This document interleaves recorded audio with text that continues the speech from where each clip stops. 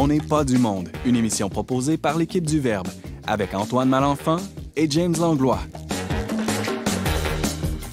Cette semaine, à l'émission, Simon Lessard nous propose un remède de cheval pour guérir un mal qui nous ronge tous. J'ai nommé la perte du courage.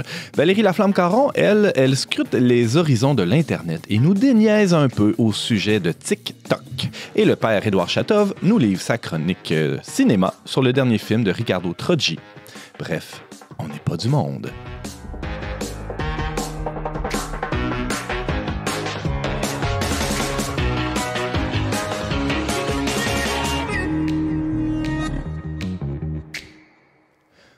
Bonjour à tous et bienvenue à votre magazine culturel catholique. Ici Antoine Malenfant, en compagnie du très vaillant James Langlois. Et je dis vaillant parce que tu as travaillé pas mal fort, James, dans les derniers mois. Ah oui, dis-moi pourquoi. Ben, tu as concocté, tu as fabriqué le studio dans lequel on se trouve aujourd'hui. Ah, il marche pas tout le temps bien. En tout cas, on apprend, mais non, je suis content quand même qu'on puisse enregistrer cette première émission de la sixième saison d'On n'est pas du monde. Incroyable. On pensait pas, hein? Non, on pensait pas. Ça continue grâce à Dieu. Mais bienvenue, puis les auditeurs auront l'occasion aussi de nous écouter tout au long de la saison, non seulement en audio dans nos nouveaux studios, mais de nous voir sur les réseaux sociaux et sur YouTube, parce que le studio est aménagé aussi pour que l'émission soit diffusée en live vidéo, fait qu'en direct en vidéo. Donc à suivre très prochainement. Restez attentifs sur les réseaux sociaux, sur YouTube également. Mm-hmm. On a le plaisir, le bonheur de recevoir à cette toute première émission de la sixième saison avec nous Valérie Laflamme-Caron, le grand retour. Acclamez-la, ouais! Bravo. Salut, ça va bien? Oui, ça va bien, merci. Yeah, on est très heureux de te retrouver après une pause, disons, maternelle. Exactement. J'ai passé les dernières semaines à m'occuper de mon bébé. Il y aura encore de nombreuses semaines et de nombreuses années, mais ça me fait plaisir. Ça finit pas, ça. Semble-t-il, puis c'est bien correct de même, mais je vais profiter du moment avec vous aujourd'hui. Mais quand même, tu as réussi à te libérer pour venir nous déniaiser sur TikTok. Hein, j'en parle un peu tantôt. On va t'écouter attentivement parce qu'on a des croûtes à manger, je pense. Je pense aussi. On reçoit aussi la visite extraordinaire du père Édouard Chatov. Salut, Édouard. Ah, bonjour. Je dis extraordinaire parce que toi, t'as le temps d'aller au cinéma. Hein? Moi, je suis un peu jaloux. J'aimerais ça y aller, mais je vais vivre ça par procuration. Explique-moi ce que tu as vu. J'ai vu le guide de la famille parfaite, donc le film de Riccardo Troggi, un tableau qui représente bien un peu la vie québécoise dans toutes ses dimensions. Mais à propos de cinéma, juste... il faut faire une pause dans la vie. Donc, je souhaite que tout le monde puisse, même par la force de décision, prendre une pause, ce que je fais avec toutes mes occupations dimanche. Et donc, je vais au cinéma. Ah, c'est bien ça. Je vais prendre note. Merci, Édouard. Et on a aussi à l'émission un autre régulier, Simon Lessard. Salut, Simon. Allô, Antoine. Très content d'être de retour. Oui, content de te recevoir aussi. En 2 mots, ton été? Mon été, j'ai utilisé mes 2 chaises de plage et de camping. Et en plus, je me suis acheté une tente pour toujours plus de flexibilité et d'aventure. 2 chaises, une pour ton popotin et l'autre pour mettre tes pieds. Non, plus pour vivre l'amitié. Ah, c'est beau, ça. Mm-hmm.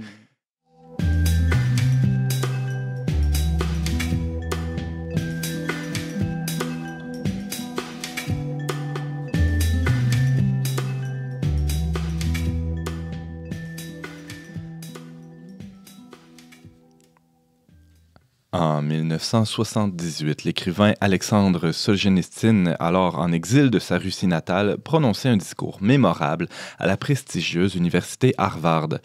Plus de 40 ans plus tard, les mots de Solzhenitsyn résonnent encore, et à un point tel que Simon Lessard a décidé d'en faire l'objet de sa chronique dans le numéro de septembre du magazine Le Verbe. Salut Simon. Allô Antoine. Alors ce discours-là s'intitule « Le déclin du courage ». Exactement. 40 ans plus tard, comme je le disais, est-ce que c'était vraiment nécessaire de nous sortir ce texte-là pour nous mettre en pleine face qu'on est une bande de trouillards et de lâches? Je le pense et c'est pour ça que j'ai écrit là-dessus et c'est pour ça que je suis à la radio pour en parler. Écoute, c'est un ami, Antoine, qui m'a envoyé ce discours-là cet été et je le trouvais cruellement actuel avec tout ce qu'on vit. Oui, lié à la pandémie depuis 1 an et demi, mais de manière beaucoup plus large, je dirais, depuis 10-20 ans en général en Occident. ce discours, je pense, résonne de plus en plus. Avant d'aller au fond de ce propos-là de l'écrivain russe, peut-être un bref portrait de qui était Solzhenitsyn. Ben oui, il est né le 28 novembre 1918 en Russie. Et puis, il est surtout connu comme étant un dissident là, du régime soviétique dans les années, surtout autour des années 70-80. Il est connu aussi pour avoir reçu le prix Nobel de littérature en 1970. Et surtout, en 1973, il a fait publier d'abord à Paris, peut-être son œuvre la plus connue, L'archipel du Goulag, dans laquelle une sorte de chronique minutieuse du système de répression politique de l'Union soviétique. Et tout ça est nourri de nombreux témoignages. Et on pourrait dire que ça a réveillé l'Occident sur ce qui se passait à l'époque dans les goulags russes. Petit sondage éclair. Autour de la table, vous avez lu L'archipel du Goulag? Je l'ai lu. Ah oui? Ah oui. Ah oui. Édouard l'a peut-être même vécu un peu. Oui, un peu. Et c'est une œuvre qui est toujours perturbée et la conscience occidentale et la conscience russe. Ouais. Mais il faut lire aussi L'archipel Goulag en lien avec une autre œuvre de Solzhenitsyn qui s'appelle Le Roux Rouge, pour comprendre l'évolution un peu des affaires. On a moins entendu parler de celle-là. Oui, ça fait la critique et un peu le regard sur les années juste après la révolution bolchevique 1917. Et qu'est-ce que s'est passé avec les élites blanches, c'est-à-dire les élites un peu de l'ancien monde, et comment la tension était vécue, qu'est-ce que était comme l'exil, l'exode, le repatriement par le pouvoir soviétique, les intellectuels en Russie pour qu'ils puissent revenir. Et quand ils sont revenus, ils sont presque toutes et tous partis dans les camps de concentration. Et d'ailleurs, les élites, c'est d'autres élites dont il est question, mais il est question d'élite aussi dans le déclin du courage, Simon Lessard, dans ce texte-là. En fait, pour replacer en contexte, donc après la publication de l'archipel du Goulag, disons que le gouvernement soviétique n'a pas beaucoup aimé, et donc Solzhenitsyn a été déchu de sa nationalité et forcé à l'exil, justement le thème dont parlait Édouard. Et puis, il s'est ramassé au Vermont, donc tout près de nous, au Québec, là, aux États-Unis. Et puis, près du Vermont, il y a l'université Harvard, pas si loin, dans la région de Boston. Et puis, à Boston, donc 4 années après avoir émigré aux États-Unis, il a enfin fait son premier grand discours public. Et là, beaucoup des grandes élites intellectuelles universitaires de l'Est des États-Unis se sont présentées pour enfin écouter ce que le dissident russe allait dire. Et tout le monde s'attendait qu'il allait démolir le communisme et vanter le libéralisme. Le monde libre. Le monde libre, américain, occidental, européen. Et c'est pas ça qui s'est passé. C'est en 79. Oui, le discours, 4 ans après, donc probablement en 79, exactement. Alors, c'est quoi le constat qu'il fait, Alexandre Solzhenitsyn? La première chose qu'il fait remarquer, c'est que à l'Est, en fait, ce régime-là est en décrépitude et les élites, il dit les élites ont perdu leur courage, elles ne sont plus des vraies élites. Donc, en fait, il a commencé son discours en disant « Ici, la devise de Harvard, c'est vérité ». Eh bien, il y a des vérités qui dérangent, mais je vous l'ai dit pour votre bien, mais ça va déranger. Donc, on reconnaît peut-être le caractère prophétique de cet auteur. Et ce qu'il reproche, en fait, à la société occidentale, c'est de s'être un peu embourgeoisée, d'avoir vécu tellement dans le confort et dans la facilité qu'elle est devenue molle, si je peux dire. Et puis il dit même au niveau biologique, là, on sait qu'un organisme qui est trop confortable finit par perdre de sa vigueur. Et c'est un peu ça qui s'est passé avec la société. Et puis, il donne des signes de ça. Donc, il dit, par exemple, la décrépitude de la culture dans l'abrutissement télévisuel, l'absence de grands hommes d'État, l'esprit grégaire des universitaires, puis l'uniformité complaisante des médias. Donc, il dit ça dans les années 70, mais j'ai comme un peu l'impression que ça résonne encore aujourd'hui. Et il dit, certes, il y a une liberté de presse ici, mais il dit, c'est pas tout à fait une vraie liberté parce que quand on lit la presse, tout le monde a toujours les mêmes idées. Donc, il dit, c'est une liberté seulement pour ceux qui publient, mais pas vraiment pour les lecteurs parce que les lecteurs, eux, n'ont pas vraiment de choix. On leur répète toujours les mêmes choses. Alors là, ça, c'est le diagnostic. Disons, c'est quoi les causes, les racines de ces mots-là qu'il identifie? Pour lui, là, la racine de ce déclin-là, autant de l'Empire américain qu'européen, il remonte très loin là, dans la fondation même de toute la pensée moderne, qui résume en une phrase, il dit c'est « l'autonomie proclamée et pratiquée de l'humanité à l'encontre de toute force supérieure à elle-même ». on pourrait le réduire en l'athéisme théorique ou pratique, là, un des deux. Le fait que l'homme se place lui-même au centre et au sommet de tout, et qu'à partir de ce moment-là, tout ce qui compte, c'est le bonheur sur Terre, mais le bonheur compris seulement comme sécurité et confort. Et puis Solzhenitsyn va dire, tragiquement, notre monde est comme devenu malade en accomplissant ironiquement son projet de bien-être. Donc, en étant plus capable de se sacrifier à plus rien de plus grand que lui-même, en centrant tout sur lui-même, il est comme devenu obèse, apathique, dépressif. On pourrait l'appliquer au niveau individuel, mais lui l'applique au niveau social et culturel aussi. Et ça, c'est dur constat-là qu'il fait. Ça s'applique aussi bien à l'est qu'à l'ouest du rideau de fer. C'est ça qui est intéressant. Il dit, ce que je vous dis là, c'est vrai autant du capitalisme que du communisme. Parce qu'il dit, on pourrait dire en termes, aujourd'hui, c'est deux variants d'un même virus. Là, et ce virus-là, il l'appelle le matérialisme, au fond. Donc, cette idée qu'il n'y a que le corporel, que le matériel, que le visible qui compte, l'éclipse totale de toute vie spirituelle. Et il va dire, l'État, aussi bien à l'Est qu'à l'Ouest, ne pense qu'à des réformes sociales qui n'ont comme unique but, en tout cas, qui n'ont presque comme unique but les besoins physiques de santé et de consommation. Et on néglige de plus en plus toutes les aspirations qui sont plus proprement humaines, comme si la vie, il n'y avait rien de plus élevé que la vie corporelle. D'où le primat, entre autres, de l'économie sur la culture, par exemple, ça serait une illustration de ça. Oui, donc exactement. Donc, il y a la vie culturelle, la vie spirituelle, je pense que c'est la vie intellectuelle, c'est à ça que pense Solzhenitsyn, j'imagine, qui est éclipsé de plus en plus dans nos sociétés. Je vois le père Chatov qui gribouille là, sur... Oui, sur je gribouille. Peut-être une petite réaction à chaud. Mais une petite réaction, c'est que je pense que Solzhenitsyn a souligné en remarquant une chose toute simple. Dans la société, il y a différentes strates de personnes. À la différence de la théorie communiste, disons, ou socialiste, tout le monde n'est pas égal par le principe de son rôle dans la société. Tout le monde est égal dans la dignité. Solzhenitsyn était toujours très attaché à la nationalité russe, à l'idée russe. Et il faut quand même répéter cette idée que nous sommes le peuple un peu choisi, dans le sens en communion avec Dieu. Et Solzhenitsyn va dire tout le monde est égal en dignité devant Dieu et devant les uns les autres. Mais tout le monde n'est pas tout à fait égal pour son rôle dans la société. Et ce qui veut bien dire, il y a des personnes dans les sociétés qui sont responsables du bien commun. C'est là que vient le courage. Parce que le courage, ce n'est pas confondre avec la bravoure. La bravoure, c'est dire je n'ai aucune peur. Le courage, c'est de faire face à la réalité de la vie pour défendre le bien commun. Et ce que Simon vient de souligner, ce n'est pas le principe d'autonomie absolue qui guide cette relation au bien commun. Ce qui guide, c'est la relation avec d'autres. Ce n'est pas le bien-être, être confortable.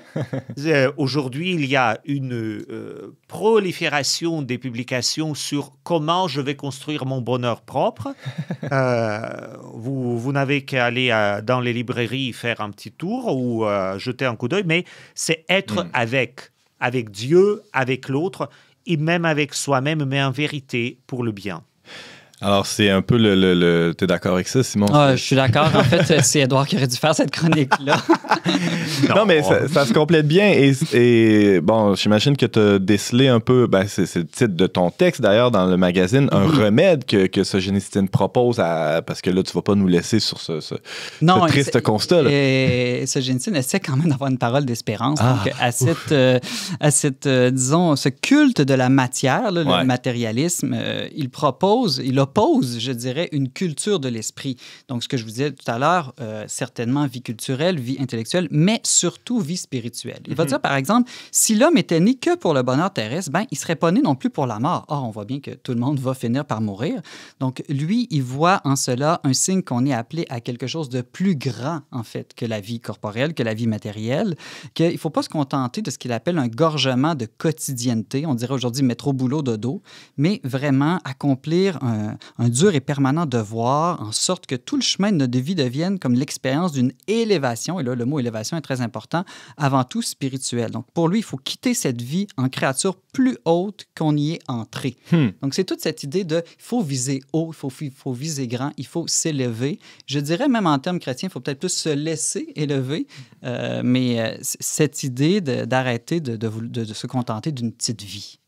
De sécurité et de confort, là, qui sont les valeurs suprêmes, on dirait. Et pour lequel on n'a plus de courage, justement, pour protéger ce confort, parce qu'avoir une parole prophétique, comme a eu Solzhenitsyn, ça amène des désavantages. Et c'est une des raisons pourquoi encore aujourd'hui, dans la plupart des facultés de littérature en Occident, c'est pas un auteur qui est tant que ça mis de l'avant, parce que ses écrits nous dénoncent énormément, encore aujourd'hui.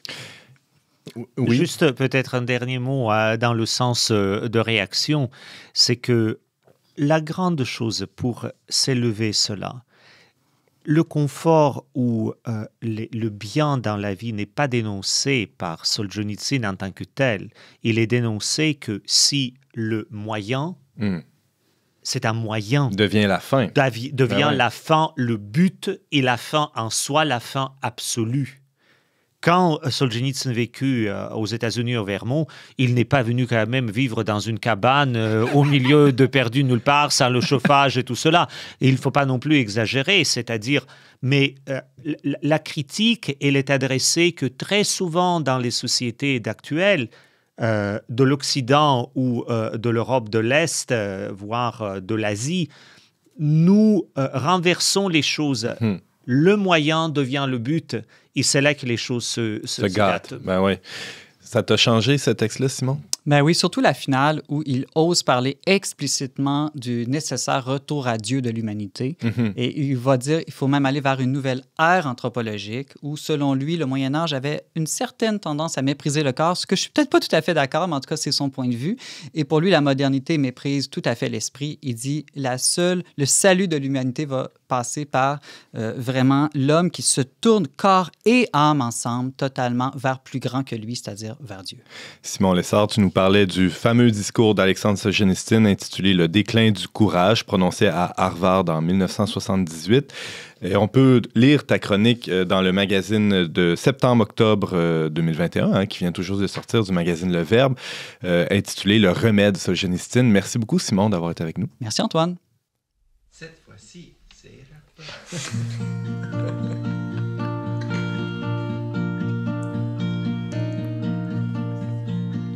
Oh, écoute le bruit des amis qui se retrouvent. Écoute le bruit de l'adulte qui se découvre. Écoute le bruit de mon nom qui quitte ta voix. Écoute le bruit de ton cœur qui bat pour toi. Écoute le temps qui passe. Écoute le printemps arriver. Écoute ta vie avancer. Oh, écoute le bruit de l'orage qui meurt doucement. Écoute le bruit de l'espoir qui prend son temps. Écoute le bruit de l'amour qui reprend forme. Écoute le bruit de ton cœur qui se réforme. Écoute le temps qui passe. Écoute le printemps arriver. Écoute ta vie avancer. Oh, écoute le printemps arriver. Écoute ta vie avancer.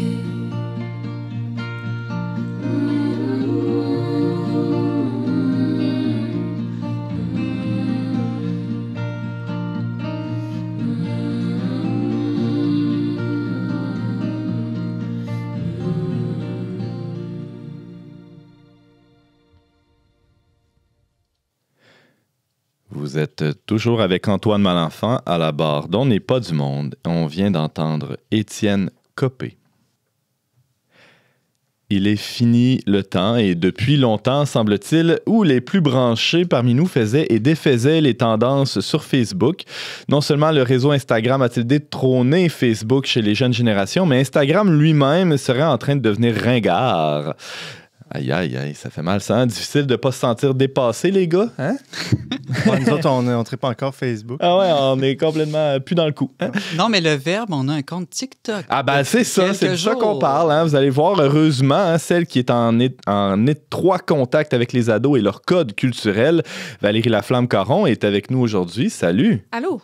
Une anthropologue, ça décode des codes, ça? Et oui, et ça explore différents univers, dont les univers virtuels. Ah ah, et là, il va falloir que tu nous décodes celui de TikTok et des autres univers là, rattachés à ça. Oui, tout à fait. Ça va me faire plaisir. En fait, pour replacer les gens qui ne connaîtraient pas TikTok, c'est une application vidéo sur laquelle on est exposé à des contenus très courts. Donc, on parle de vidéos de 3 minutes.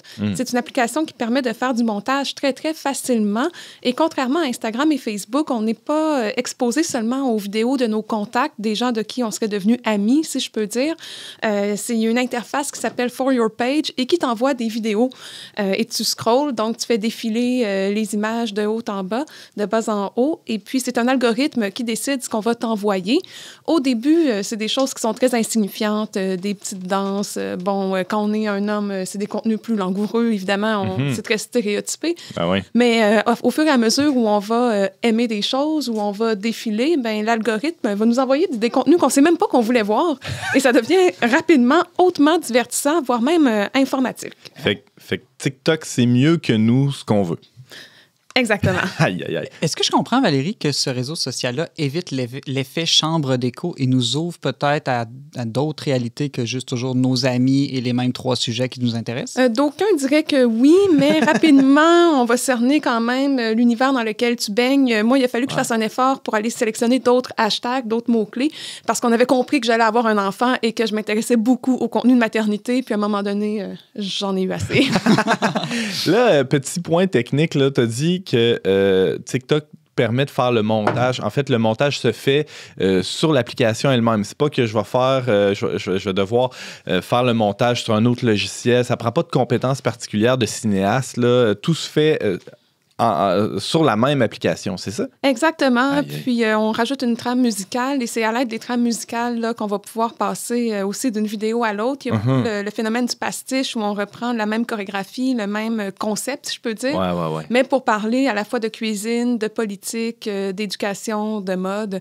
Donc, c'est réellement fascinant et hautement divertissant, là, je dois l'admettre.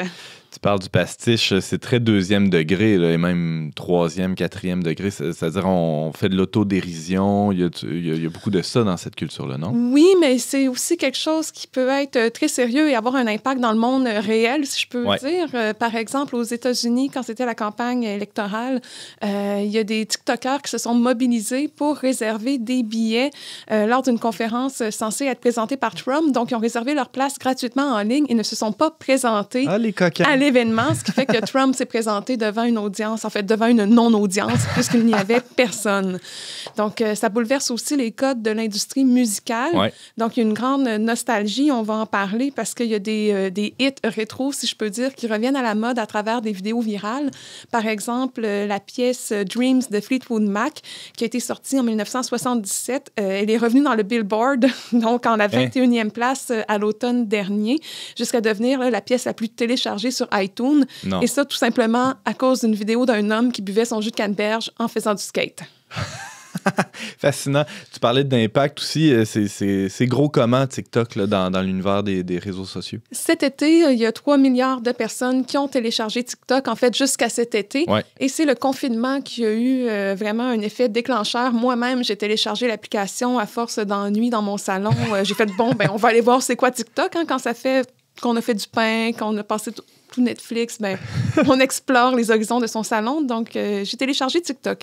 Donc, tu fais partie des 3 milliards d'abonnés de ce réseau social-là. Je l'admets. James. Valérie parle de TikTok en ce moment, qui est un des réseaux sociaux qui exploite ces courts vidéo, mais il faut mentionner que maintenant, Facebook ont un onglet, en fait, qui s'appelle Watch et qui rediffuse plusieurs vidéos mises en ligne, non seulement sur Facebook, mais également sur TikTok. Et YouTube a commencé aussi sa section qui s'appelle, il me semble, c'est les Shorts. En tout cas, je ne sais pas. Puis c'est le même concept. Là, donc, Instagram les vidéos de TikTok reprend les petites vidéos, etc. C'est vrai. Donc, c'est possible maintenant d'écouter des petites vidéos partout. Là. Oui, même si on est des ringards sur Facebook. Exact. Est-ce qu'il y a du monde, est-ce qu'il y a des croyants là-dessus? Oui. À part toi, là, mettons. À part moi, mais oui, évidemment, l'algorithme m'a envoyé des bons contenus, dont ceux de Sœur Bethany, qui est une fille de Saint-Paul basée à Toronto, dont les vidéos ont été vues plus de 6 millions de fois. Quand même. Puis elle présente le quotidien des religieuses, puis les gens vont interagir avec elle, poser des questions auxquelles elle va répondre. Puis il y a aussi des carmélites hollandaises qui ont été rendues célèbres là, à travers cette plateforme-là. Ah ouais. Il y a de nombreux prêtres aussi. Là, donc oui, il y a un catholique TikTok. Ben oui, mais moi, je connais des prêtres, entre autres dans le monde francophone. En France, il y a le père Mathieu Janseron, qui lui est déjà presque rendu à 15 millions de vues. Presque 600 ou 700 000 disciples ou followers. Là, c'est bon pour un prêtre. Ah ouais, c'est ça. Et puis, c'est intéressant parce que lui, il répond à des questions. Puis des fois, des questions très crues des jeunes. Là. Ils vont dire à quoi ça ressemble des vacances de prêtre. Est-ce que tu as le droit au plaisir solitaire? Est-ce que Dieu serait plus progressiste ou conservateur? Puis il n'a pas peur. Peut-être que ses réponses ne plaisent pas à tout le monde, mais il suscite des réactions puis des réflexions. Donc, c'est intéressant. Puis un autre prêtre français aussi, Vincent Cardin, qui est surnommé le curé de TikTok. Un peu moins d'abonnés, là, quand 70 000. Ah, juste ça. Ouais, mais il a déclaré récemment à la presse, il disait, tu sais, au début de l'évangélisation, Jésus avait dit d'aller aux extrémités de la terre. Ben, il dit, moi, je vais aux extrémités des réseaux sociaux, puis c'est TikTok l'extrémité en ce moment. Ah ouais, c'est clair, on pourrait penser que c'est superficiel ou insignifiant, mais il peut quand même y avoir un peu de contenu. Oui, puis au Québec, on en a aussi, je pense, au père Emmanuel Zétino à la cathédrale de Montréal, qui est présent sur TikTok. Puis lui, même chose qu'il me partageait récemment. Il disait, moi, c'est la mission. Les jeunes sont là, ben je vais là parce que les jeunes sont présents à cet endroit-là. On me glisse à l'oreille qu'il va être bientôt à l'émission On n'est pas du monde. monde. Oui, c'est ce que j'allais dire. Ça, hein? Je pense que... En tout cas, restez à l'affût. Fait que, bon, Valérie, revenons à ton plan. Là. À TikTok. TikTok. J'imagine qu'on parlait de codes en ouverture de chronique. C'est quoi les codes de TikTok? En fait, ce qui m'a fasciné, ce que j'ai découvert, c'est vraiment la transformation des sous-cultures jeunes. Moi, j'étais de la vieille époque où il y avait des groupes de jeunes associés à des styles musicaux qui allaient adopter certains choix vestimentaires. Dans notre temps, il y avait les punks, les gothiques, les ravers, par exemple. Bon, tout ça, ça n'existe plus. Maintenant, on va parler d'esthétique. Donc, ce n'est pas l'esthétique, mais bien les esthétiques qui renvoient... c'est un peu difficile à définir, là, mais c'est une espèce d'ensemble de préférences, de passe-temps, de choix vestimentaires, d'ambiance auxquels les gens vont se référer à travers leurs publications. Donc, les plus populaires actuellement esthétiques vont s'appeler Academia, Cottagecore. Cottagecore, là, ça a été la grande affaire, là, surtout après le confinement. Les gens voulaient redécouvrir la vie rurale à travers TikTok. Le paradoxe, on n'est pas un paradoxe près. Non, exactement. Les e-girls, e-boys, soft boys. Donc, ça, c'est vraiment les nouveaux trucs et ça renvoie à des codes très, très spécifiques auxquels on n'aurait pas accès sans cette clé d'interprétation-là de TikTok. Prenons-en un, là, Cottagecore. Comment ça se décline, ça? Après, on ira voir le père Chatov, là, qui a une question aussi. Mais oui, vas-y. Cottagecore, ben, en gros, on va présenter une vision idéalisée de la vie rurale à travers des images d'artisanat. Par exemple, quelqu'un qui fait des chandelles, de cuisine, par exemple, cuisiner du pain, des biscuits, faire des récoltes, du jardinage. Les gens vont porter, surtout des jeunes femmes, là, vont porter des grands vêtements amples et fleuris. Et ça va être présenté sur de la musique un peu folk, de la musique aussi vaporeuse. Comment faire un bouquet de fleurs séchées, par exemple. Exactement. Puis des fois, ça va simplement être une espèce de montage parce que sur TikTok, il y a beaucoup d'ambiance aussi.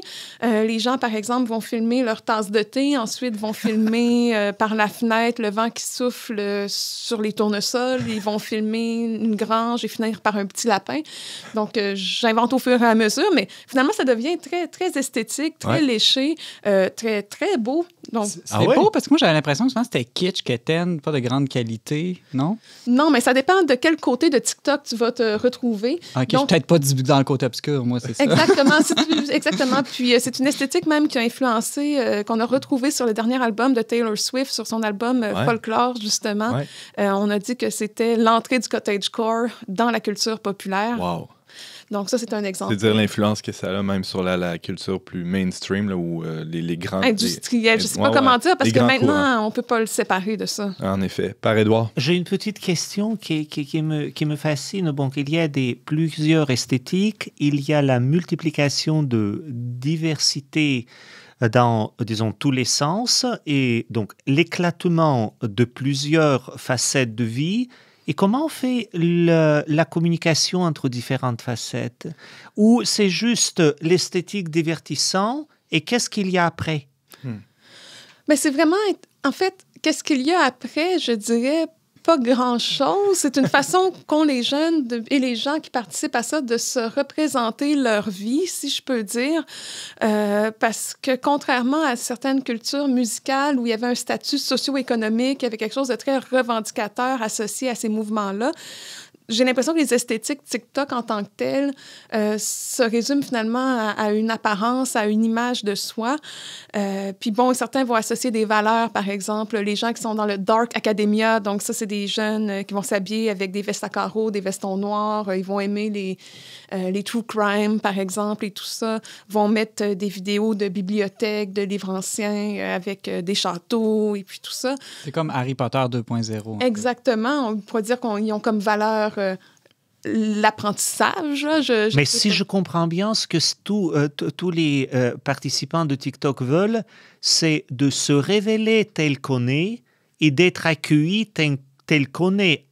Je simplifie, je pense, à l'infini, mais peut-être le but, il est là, de partager le moment présent avec les autres, au-delà de la peur d'être accueilli, non accueilli, compris, non pas compris. Qu'est-ce qui se passe? Bien, je pense qu'il y a vraiment différents segments parce qu'il y a des gens qui ont des contenus très esthétiques, justement, alors qu'il y en a d'autres que ça va être très cru, simplement quelqu'un qui parle à sa caméra puis qui va quand même avoir une vaste audience. Donc, ça aussi, c'est très différent, là, faut distinguer. Mais ce qui fait le lien commun entre toutes ces esthétiques-là, à mon avis, c'est vraiment la version magnifiée de soi qu'on va présenter et aussi une forte présence de la nostalgie. Moi, c'est quelque chose qui revient beaucoup. On voit des vidéos qui sont inspirées des années 90, années 2000, même cottagecore, on peut dire que c'est nostalgique d'un idéal qu'on n'a pas connu, qu'on ne connaîtra pas, mais qui est quand même ancré en nous. Et puis, je pense qu'actuellement, on est dans une époque de très grands changements, donc c'est normal que les gens aient cette nostalgie-là. Et on retrouve aussi cette idée de faire de notre vie quelque chose d'épique, comme dans un film, parce que là, ça devient réellement possible de choisir une trame sonore très dynamique, de mettre des images toutes simples de notre quotidien, puis l'application les montre de telle façon que notre vie a l'air vraiment exaltante et ça fait partie là, de certains challenges qu'on retrouve. Là, de prendre un café le matin est une épopée, là, vraiment. Bien, tu sais, si tu mets une petite pièce musicale, encore là, toute douce, enveloppante et tout ça, de fait, ton moment, il devient plus grand que lui-même, finalement. C'est la réalité augmentée. Honnêtement, oui. Puis, ils vont monter toutes sortes d'assemblages de scènes, là, puis il y a cette idée de romantiser sa vie, puis c'était même une tendance, hein, ça disait, tu dois commencer à romantiser ta vie. Je sais même pas si c'est un mot en français, là, mais « romanticize your life », c'est parce que si tu le fais pas, tu gâches ta vie. Puis c'est là qu'à mon avis, ça devient dangereux, parce que c'est pas parce qu'on met des images de notre vie sur une trame sonore en ligne qu'elle devient meilleure. Puis il y a un risque de sombrer dans une forme de performance de sa vie, où on en reparlera certainement cette semaine avec la chronique d'Édouard, mais de mise en scène aussi, d'auto-performance. James? Cette espèce d'auto-performance est là depuis un bout de temps, non? Parce que sur les autres réseaux sociaux, Instagram, déjà, il y a beaucoup de mise en scène de soi dans sa vie quotidienne, etc. Donc, oui, mais je pense qu'avec TikTok, on atteint vraiment un autre niveau parce qu'avec le côté vidéo, le côté aussi avec la musique, ça vient chercher quelque chose en nous qui est encore plus accroché, je pense. Il y a plus d'émotions aussi, parce qu'il y a de la musique en plus. Oui. Ah, ben c'est super. Alors, Valérie, un petit mot pour conclure. Est-ce que tu le recommandes? tes amis? Ben, je pense que c'est intéressant. Après, c'est certainement addictif.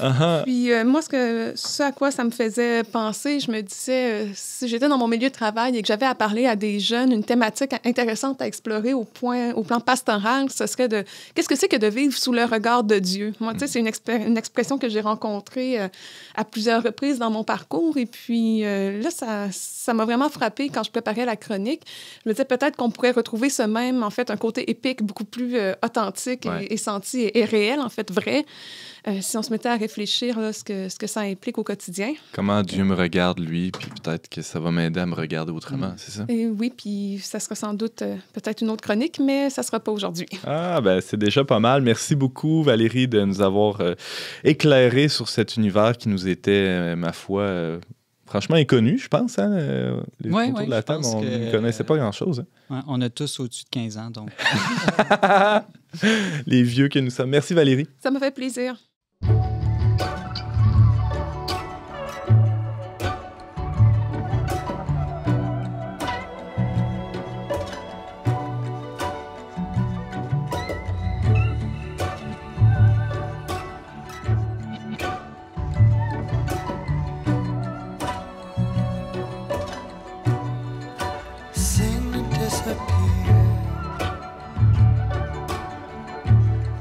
Like the whole world's gone missing,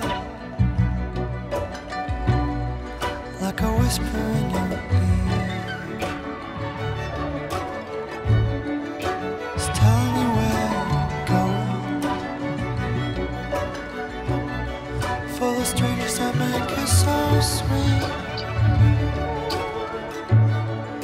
To walk down your favorite street, sing for the last time found, who keeps you company while you wander around. Disappear, so no one can hear. Dance like the world's not watching. Some other streets, they know your name.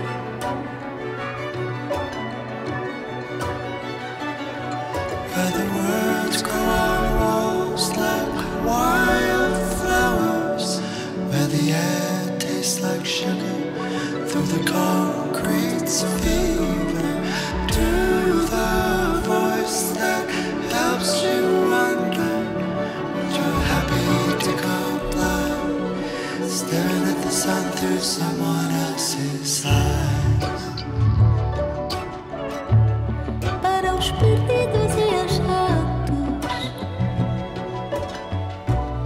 para as memórias que teimam em voltar,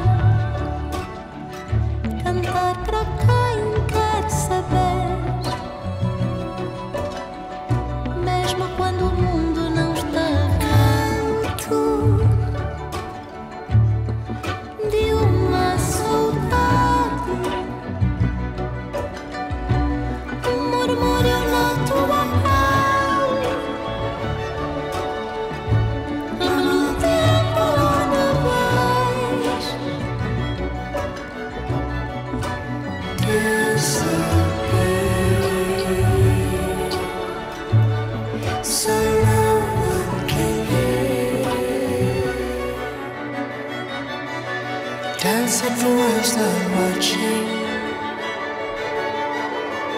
Some of the streets, they know your name. Dance like the world's not watching.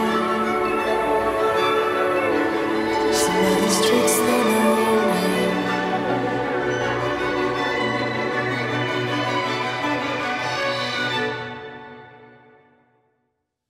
C'est toujours Antoine Malenfant au guidon dont on n'est pas du monde. C'était la chanson A Mermaid in Lisbon du chanteur montréalais Patrick Watson, ici accompagné par la douce voix de Teresa Salgueiro. Que l'on soit parent ou pas, on est quotidiennement bombardé d'images de familles parfaites. Je mets des guillemets ici, là, bien entendu. Bon, que ce soit dans la publicité, sur Instagram, on en parlait cette semaine, et même l'autre jour, dans la cour d'école à la rentrée du petit dernier, on a vu peut-être côtoyer la famille des voisins qui, ma foi, semble formidable, hein, n'est-ce pas? La logique de la performance à tout prix semble avoir investi la sphère familiale d'une manière assez intrusive. Et c'est ce thème qui semble être au centre du dernier film de Riccardo Troggi, intitulé Le Guide de la famille parfaite, qui met en vedette Louis Morissette, qui aussi co-scénarise le long métrage. Notre chroniqueur, le père Édouard Chatov, l'a vu pour nous. Bonjour, Édouard. Bonjour. Alors, tu lui donnes combien d'étoiles à ce film, Édouard? Ah, mais je ne donne pas des étoiles au film. Je peux dire seulement que c'est un tableau de la réalité québécoise qui fait beaucoup rire, beaucoup pleurer, beaucoup se questionner et beaucoup à réfléchir. Et c'est pour cela, c'est un film sûrement à voir. Et je pense que je n'ai pas entièrement tort parce que le film reste à l'affiche depuis plusieurs semaines.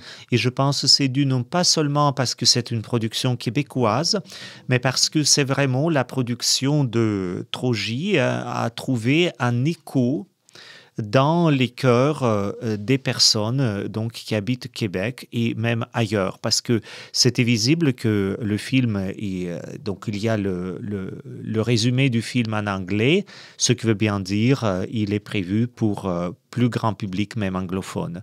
Parce qu'il aborde, je pense, les sujets qui sont très, très symptomatiques et préoccupantes pour toute famille aujourd'hui, je dirais tout simplement pour tout être humain aujourd'hui, hommes et femmes. Ben ouais.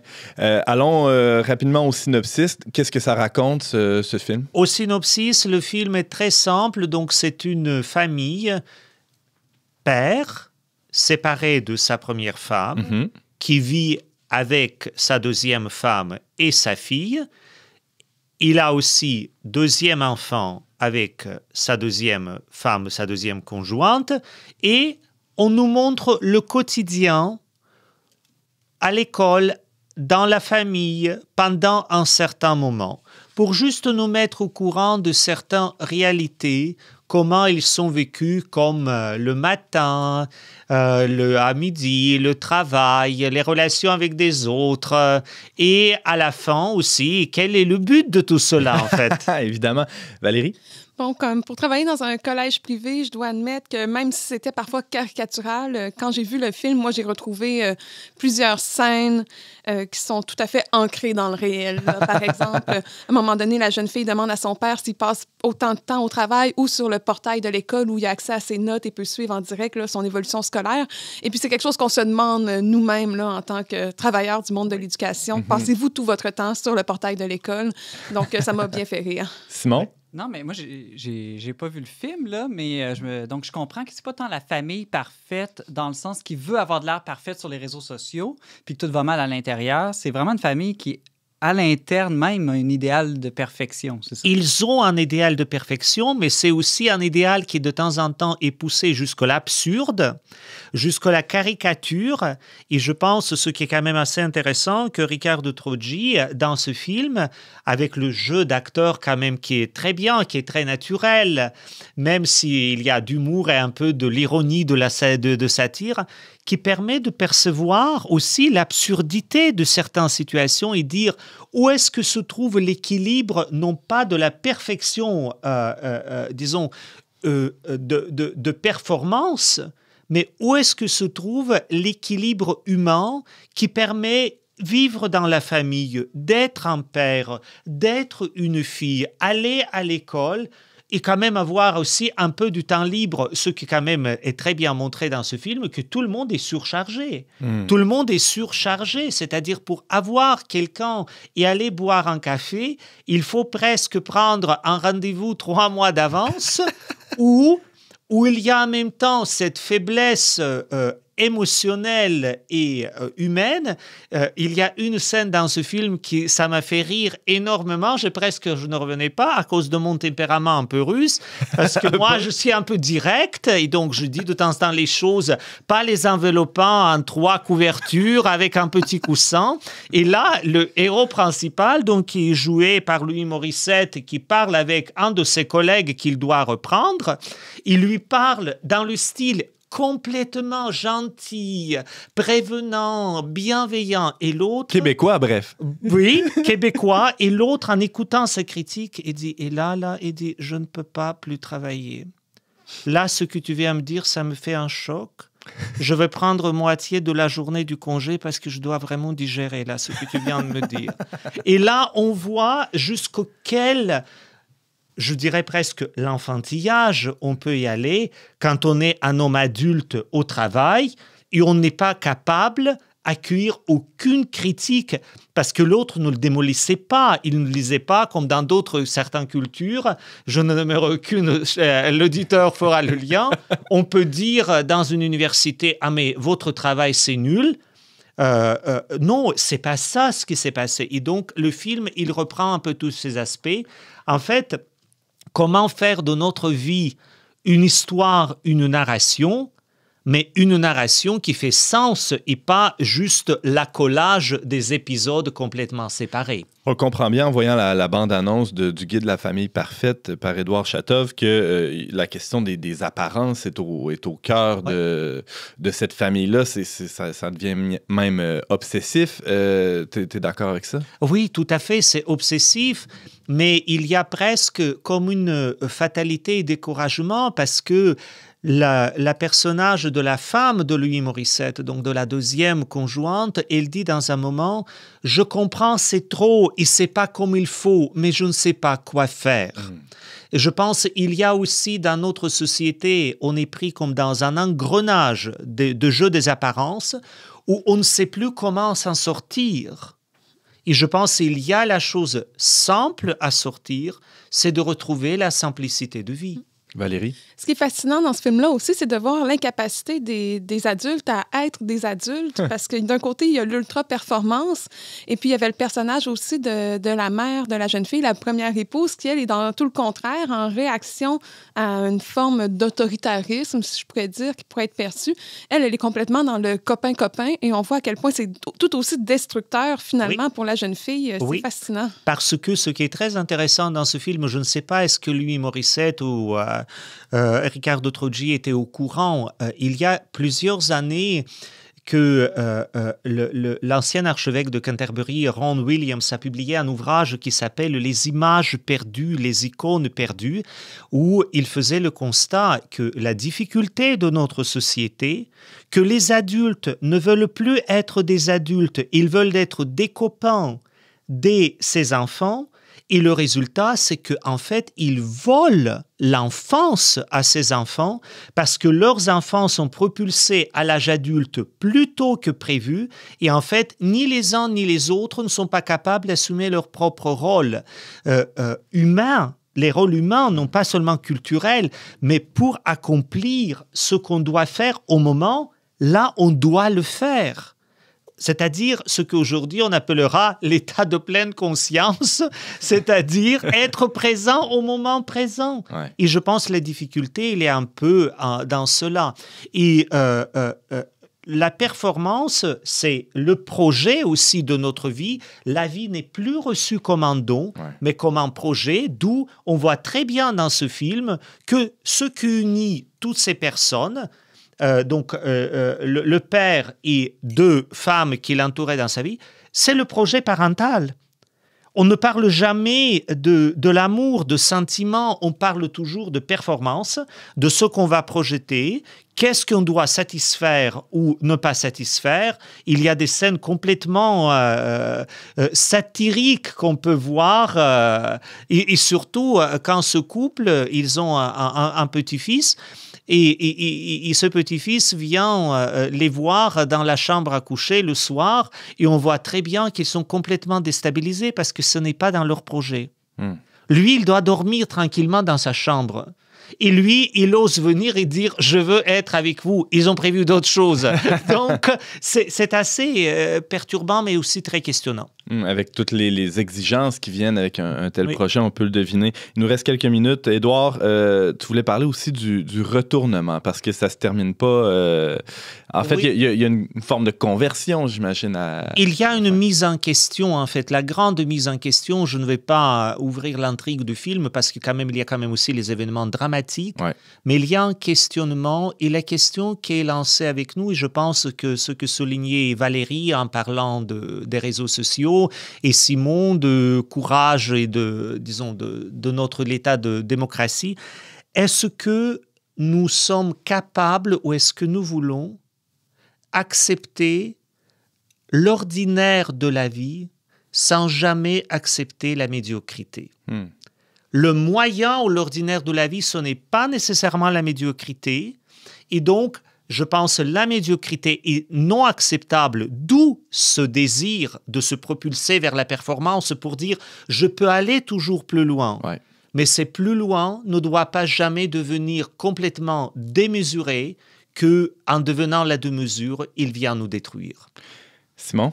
Non, mais cette idée de rendre l'ordinaire extraordinaire, moi, quand j'ai vécu ma conversion au christianisme, ça a été une grande révélation. C'est-à-dire que comme tout enfant, adolescent, jeune adulte, je rêvais d'une grande vie, une vie romantique peut-être, ou de super-héros. Mais finalement, j'ai découvert que par l'appel universel à la sainteté, ou dirait la petite Thérèse, en infusant tout de charité, tout peut devenir extraordinaire dans le quotidien. Effectivement, et c'est là la difficulté de la société, je pense, d'aujourd'hui. Les jeunes, moins jeunes, plus aînés, pas moins aînés, c'est à apprendre à aimer. Et le film pose cette question, comment est-ce que nous aimons les uns les autres et que peut-on faire pour aimer les uns les autres un peu plus? Aimer librement, hein? Aimer pas d'une manière théorique, ni d'une manière en utilisant l'autre pour qu'il satisfasse notre projet, mais plutôt vraiment l'aimer tel qu'il est, même s'il répond pas à toutes nos exigences, que ce soit dans le couple ou avec les enfants. Il y a une phrase dans ce film que le père répète à sa fille, « Tu es ma championne ». Qui est la championne? Tu es ma championne. Et en fait, ce qu'il faut aller dire, tu es ma fille aimée, et cela changera beaucoup de choses dans cette famille.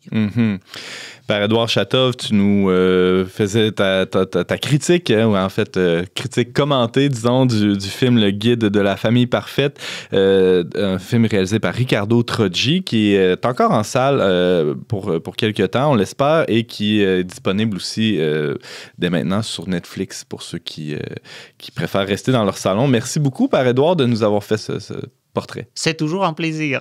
À bientôt.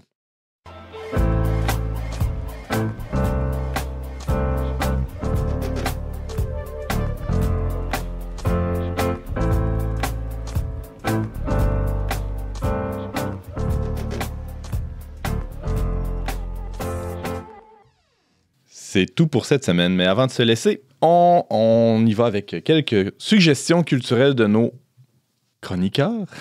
Je cherchais le mot.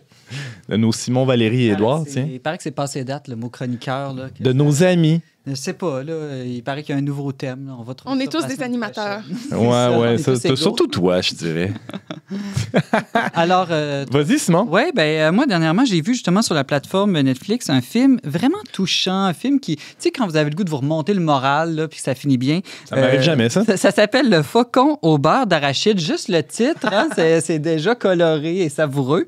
Et puis, ça raconte l'histoire de Zach, un jeune homme de 22 ans qui a la trisomie 21. Okay.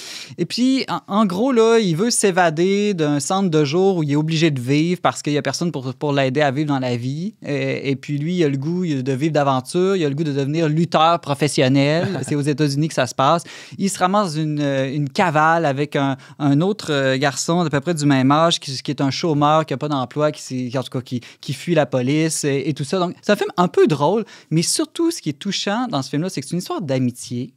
Et c'est un film qui, indirectement, parle de la dignité humaine et qui défend la vie en mettant de l'avant une personne qui a la trisomie 21. Ouais. Et ce qui est très intéressant, c'est que l'acteur s'appelle lui-même Zach, Zach Gottsagen, est trisomique. Et vraiment, je pense qu'il pourrait gagner l'acteur du meilleur film l'an prochain avec sa performance. Et sans prêchi-prêcha, hein, tout ça, cette défense de la vie-là, elle est très incarnée, là, sans grand discours, finalement. Oui, oui. Puis de montrer que c'est pas parce qu'une personne est trisomique ou a un handicap qu'elle aussi peut pas faire l'histoire d'un film. Merci, Simon. Alors, rappelle-nous le titre. Ça s'appelle Le Faucon au beurre d'arachide. Merci, Miam. Valérie? Je recommande aussi ce film qui est vraiment adorable. Parfait. Édouard? Oui, vas-y, Valérie. Mais aussi, si vous voulez lire un peu la bande dessinée « Comment je ne suis pas devenu moine » de Jean-Sébastien Bérubé, où il raconte son périple au Népal qu'il a vécu alors qu'il était dans la jeune vingtaine. Lui, avait vraiment appris le tibétain pour devenir moine bouddhiste. Il s'est rendu sur place et a vécu une grande désillusion en constatant que les gens sur place avaient plein de superstitions, que les moines étaient des gens médiocres, etc. Donc, ça permet de voyager puis aussi de découvrir là, vraiment un autre univers. Alors, ça s'appelle « Comment je ne suis pas devenu moine » Exact. de... Jean-Sébastien Bérubé. Et as-tu la maison d'édition de cette BD? On peut passer à Édouard. En tout cas, je recommande aussi cette BD. Futuropolis. Futuropolis. Merci beaucoup, Valérie. Oh, Édouard? Tu me donnes 2 minutes? Tu prends en note, hein, James? Oui, moi aussi, c'est un excellent film. Je cherchais avec ma femme l'autre fois le meilleur drame sur Google de 2021 que j'aurais peut-être manqué. Puis là, j'ai cherché sur 2 sites. T'as tapé tout ça, meilleur drame de 2021 que j'aurais peut-être manqué. Non, pas moi la dernière fois. OK. Mais le seul film qui sortait sur plusieurs sites, c'était The Father avec le père, avec Anthony Hopkins. Et je l'ai écouté, c'est vraiment un film très prenant sur la maladie d'Alzheimer. Donc, j'ai pas besoin de vous vanter les talents d'acteur d'Anthony Hopkins qui joue là-dedans le rôle d'un vieil homme qui est atteint d'Alzheimer. Et le film est un chef-d'œuvre. Pourquoi? Parce qu'il est conçu de telle manière que tu puisses vraiment être dans la peau de la personne qui vit l'Alzheimer et tu arrives à des fois au même sentiment intérieur d'être complètement perdu. Donc, sérieux, c'est un film tellement prenant. C'est une tragédie. C'est vraiment beau. Je vous le conseille. Là. Ça aide vraiment à comprendre la réalité de ces gens-là. Non seulement des gens qui le vivent, mais aussi des gens qui accompagnent. The Father avec Anthony Hopkins. Merci, James. Édouard, t'es tout rouge. Oui. Alors, moi, Valérie m'a fait penser à un livre dont j'ai lu et je n'ai pas pensé à recommander, mais il m'a fait penser, c'est que La sagesse des pères du désert, en BD, qui a été publié par les éditions Artege avec vraiment les très beaux dessins sur les moines, mais chrétiens. Et c'est très drôle, c'est très inspirant. C'est vraiment un très beau BD pour n'importe qui à lire. Donc, La sagesse des pères de désert aux éditions Artege. Et peut-être 2 films. L'un qui est L'homme libre. Comment un personnage des jeux vidéo veut devenir libre parce qu'il n'est pas le personnage joué. Et aussi le film Maria sur l'éducation au Québec. Alors, peut-être ça fera l'objet d'une prochaine chronique d'Édouard à suivre. Merci à vous 3 d'avoir été avec nous. Merci beaucoup pour cette première émission. C'était franchement très agréable de vous retrouver. Vous pouvez, vous, chers auditeurs, réécouter ou partager cette émission en tout temps via votre plateforme de balado-diffusion préférée. Pour tous les détails, on vous invite à visiter le-verbe.com/radio. Je remercie tous nos dévoués chroniqueurs et je remercie aussi James à la régie, ainsi que la Fondation Lucien Labelle pour son soutien financier. On se retrouve la semaine prochaine, même heure, même antenne, pour une autre émission dont n'est pas du monde.